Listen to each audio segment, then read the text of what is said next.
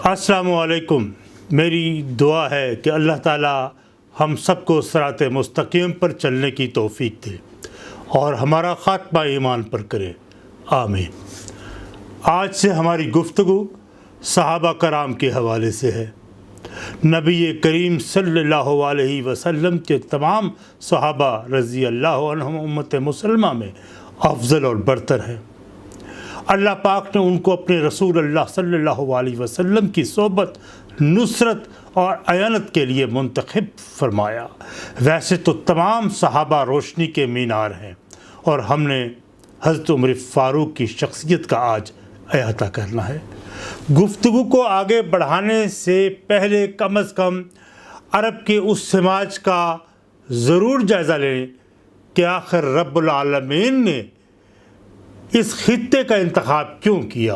جہاں دنیا کا سب سے بڑا انقلاب برپا ہوا۔ کسی بھی قوم کے اجتماعی عیوب اور اخلاقی برائیوں کو جانچنے کے لیے انہیں دو شقوں میں تقسیم کر کے کیا جا سکتا ہے، جن میں پہلی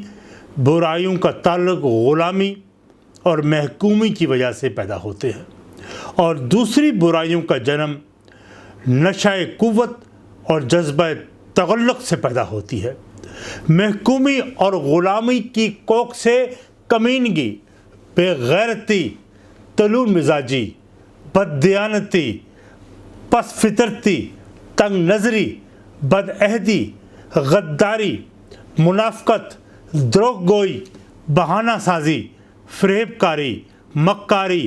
عیاری، سہل انگاری، تن آسانی، گریہ گری جیسی رذیل اور گھٹیا عادات کردار کا حصہ ہوتی ہیں۔ لیکن دوسری طرف نشہ قوت اور سطوت کی بدمستی میں مغلوب قوم میں استحصال، استبداد، نخوت اور جبر جیسی انسانیت سوز خصلتیں جنم لیتی ہیں، جن سے وہ قوم نشہ اقتدار سے مغلوب ہو کر اپنے سوا کسی اور کو جینے کا حق دینے کے لیے تیار نہیں ہوتی۔ اب جب ہم خطہ حجاز میں اس انقلاب کا ذکر کرتے ہیں تو ہمیں اس دور کے عمومی حالات کا بھی جائزہ لینا پڑے گا، جس نے انتہائی قلیل عرصے میں اس دنیا کے نصف حصے پر اپنے اثرات مرتب کر دیے، اور اس زمین کے سب سے اولین خصوصیت یہ تھی کہ ان پر کسی غیر قوم نے حکومت نہیں کی تھی، بلکہ میں تو یہ کہتا ہوں کہ ان کی اپنی کوئی منظم مرکزی حکومت ہی سرے سے نہیں تھی۔ اس لیے ان کے دل و دماغ ابلیسانہ روبائے بازیوں سے پاک و صاف تھے، جو کہ مقابلی سیاست کا لازماً جزو ہوتے ہیں، اور ان میں ایران و روما کے جزامی تہذیب کے جراثیم بھی ہرگز نہیں پہنچے تھے، جو کسی بھی سماج کے لیے تباہ کن ہوتے ہیں۔ یہ سادے لوگ تھے، یہ سادے لوگ صاف اور شفاف صحرائی ماحول میں زندگی بسر کرتے چلے آ رہے تھے۔ اسی ماحول کا نتیجہ تھا کہ ان کے سینوں میں صحراؤں کی سی وسعت، ان کی نگاہوں میں چشموں کی سی پاکیزگی اور سیر چشمی، ان کے ارادوں میں رطب النخل کی سی بلندی، ان کے عزم میں کوہ ساروں کی سی پختگی پیدا ہو چکی تھی۔ مہمان نوازی، ایفائے عہد، احسان شناسی، شجاعت اور بصالت، مروت ان کی فطرت کا حصہ بن گئی تھی۔ اگرچہ ان میں یہ خصوصیت بدرجہ اتم پائی جاتی تھیں، لیکن اگر ان کی ناپسندیدہ خصائص کا ذکر کریں تو وہ بھی اپنی انتہاؤں پر پہنچی ہوئی تھی۔ ان میں نسلی احساس برتری، جذبہ انتقام جوئی ان کی رگ رگ میں سرایت کیا ہوا تھا۔ معمولی باتوں پر یہ لڑائیوں کا چھڑ جانا جو نسلوں تک چلتی تھی۔ ہر مرنے والا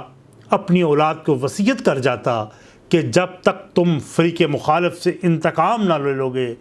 اس آگ کو بجھنے نہ دینا۔ ان میں نسبی افتخار اس قدر راسخ تھا کہ ایک قبیلہ اپنے سے کم حیثیت کے حامل قبیلہ سے رشتہ یگانت استوار کرنا تو ایک طرف، وہ ان سے مقابلہ کے لیے میدان کارزار میں اترنا بھی اپنی توہین سمجھتے تھے۔ اگر کوئی کم تر ہوتا تھا تو ان کے مقابلے میں بھی نہیں آتے تھے۔ ان کے جذبہ توفیق یعنی برتری اور مسابقت کی یہ کیفیت تھی کہ جب بدر کے میدان میں دو بھائیوں معاذ اور معوذ نے ابو جہل کا سر کاٹنے لگے تو اس نے کہا کہ میری گردن کو ذرا نیچے سے کندھوں کے برابر کاٹنا۔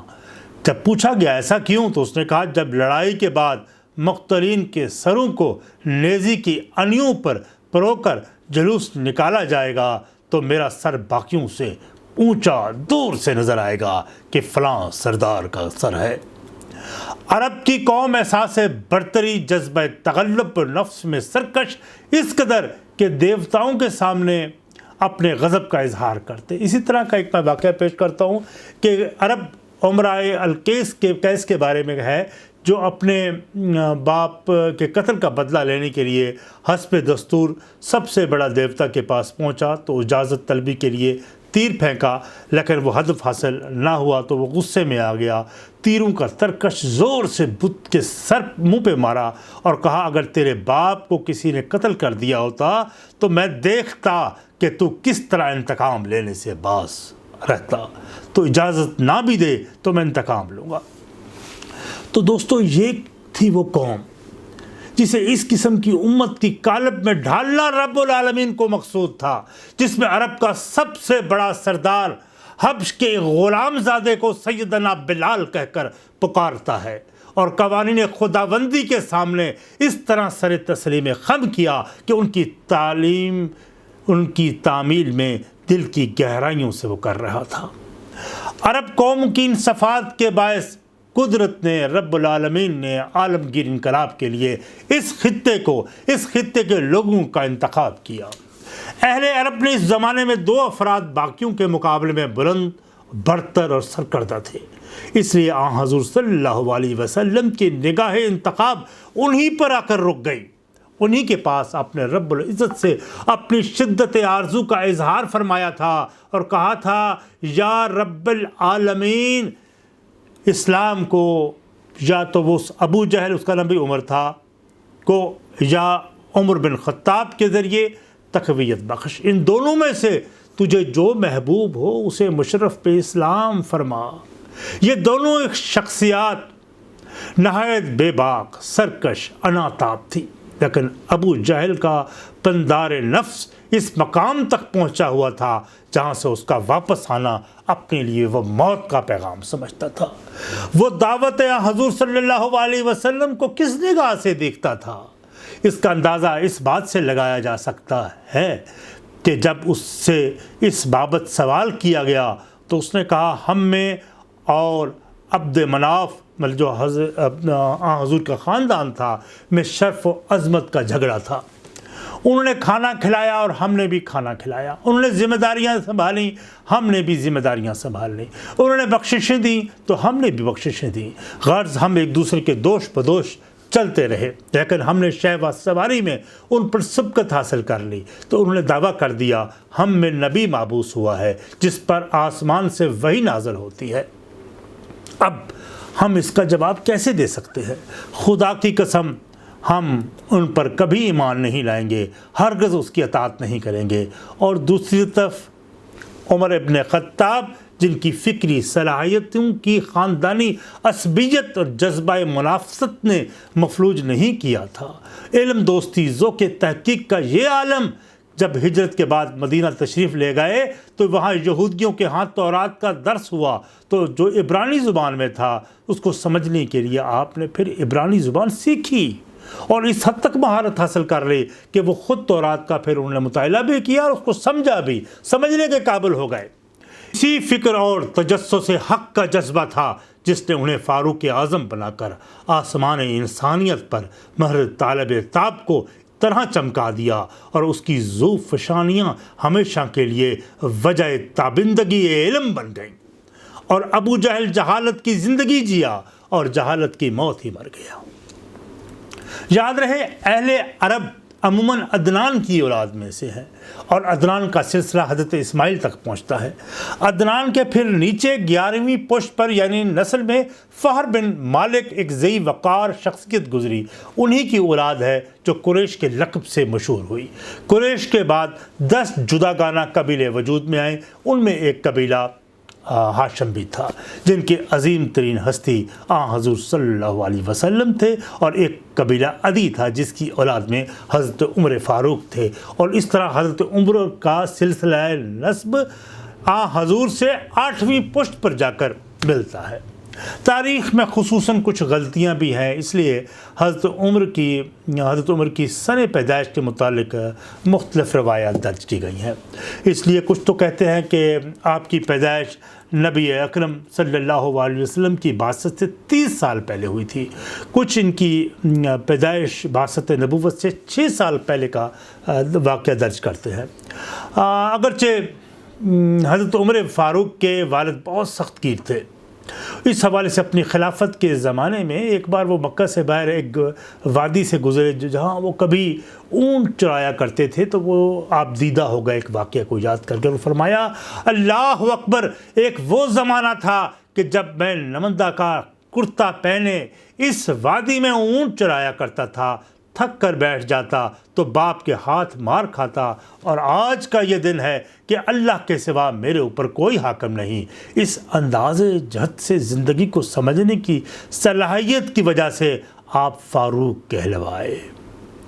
جبل عرفات کے قریب عکاظ کے مقام پر ہر سیل میلہ منعقد ہوتا تھا، جس میں عرب کے تمام اہل ہنر اپنے کمالات کے جوہر دکھاتے تھے۔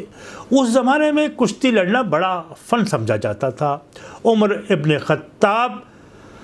عکاظ کے دنگل میں کشتی لڑا کرتے، ان کی شہرت جو کشتی کے حوالے سے، ریسلر کے حوالے سے بڑی دور دور تک پہنچی ہوئی تھی۔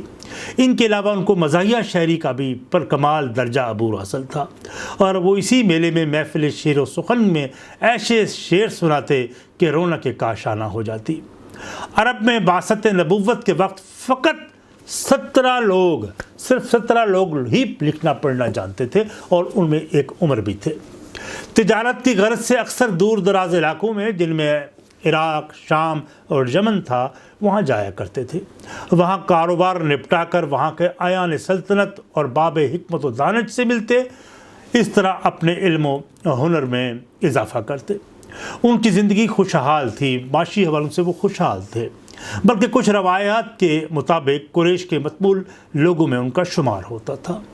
اسلام کی اٹھنے والی تحریک کو عرب کے قدیم تمدن اور معاشرت اور مخصوص طرز تصورات کے لیے عظیم خطرہ سمجھتے تھے،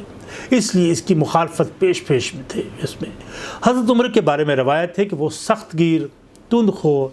درست مزاج تھے، لیکن بعد میں تربیت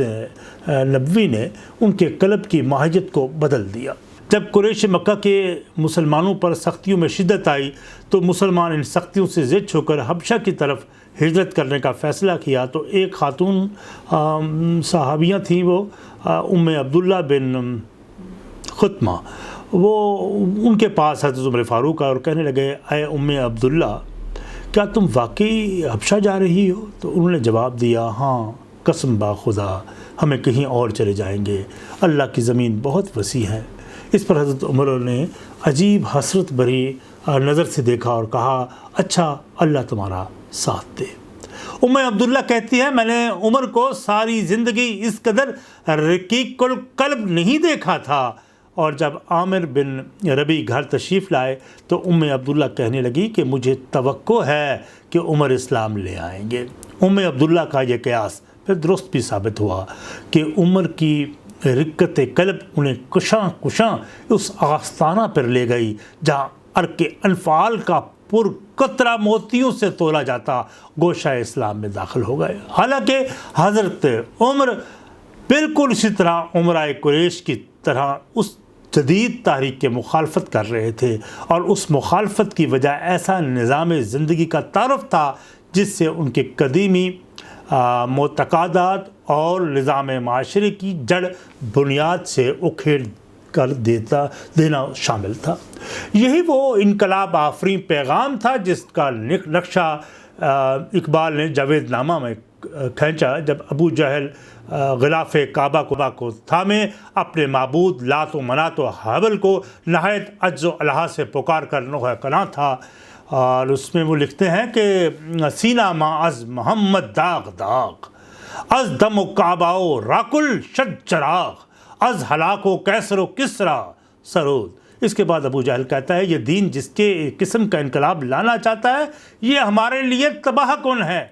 ان کی مسلمانوں پر سختیاں پھر بڑھتی چلی گئیں اور اس کی وجہ مخاصمت اس دین کی وجہ سے تھی جس نے سماجی زندگی میں انقلاب برپا کرنا تھا، جو تبدیلی معاشی زندگی میں تبدیلی لانے کا مدعی تھا۔ اور اس سے بھی زیادہ خطرناک بات تو یہ تھی کہ یہ نظریہ طبقاتی امتیاز کو مٹانا، حرف غلط کی طرح مٹانا چاہتا تھا اور تمام انسانوں میں ایسی مساوات پیدا کرنا چاہتا تھا جس سے امیر اور غریب میں یہ فرق ہی مٹ جائے۔ کفار مکہ کا ظلم بڑھتا گیا، جاسوس سختیاں کرتے، جگر گداز اذیتیں پہنچاتے چلے گئے، لیکن ان بادہ مستان توحید پر ان سختیوں کا کوئی اثر نہ ہوا۔ جس طرح الطاف حسین حالی نے لکھا، تعزیر جرم عشق ہے، تعزیر جرم عشق ہے، بے صرفائے محتسب بڑھتا ہے اور ذوق گناہ جاں سزا کے بعد۔ یہ تحریک اسلامی آگے بڑھتی چلی گئی۔ ان متشدد مخالفین میں ابن خطاب پیش تھے۔ اور آج ہماری، کیونکہ ہم نے حضرت عمر فاروق کے اسلام لانے سے پہلے کے حالات کا جائزہ لیا تو آج کا ویلاگ ختم ہوا، اور اس کے بعد ہم جو اگلا ویلاگ ہے وہ حضرت عمر فاروق کے اسلام لانے کے بارے میں اور اس کے بعد کے حالات کے بارے میں ہے۔ جڑے رہیے گا، انشاءاللہ نئے دوسرے ایپیسوڈ میں کل ہی آپ کے سامنے پیش کروں گا۔ بہت شکریہ، اپنی آرا سے ضرور نوازیے گا۔ والسلام۔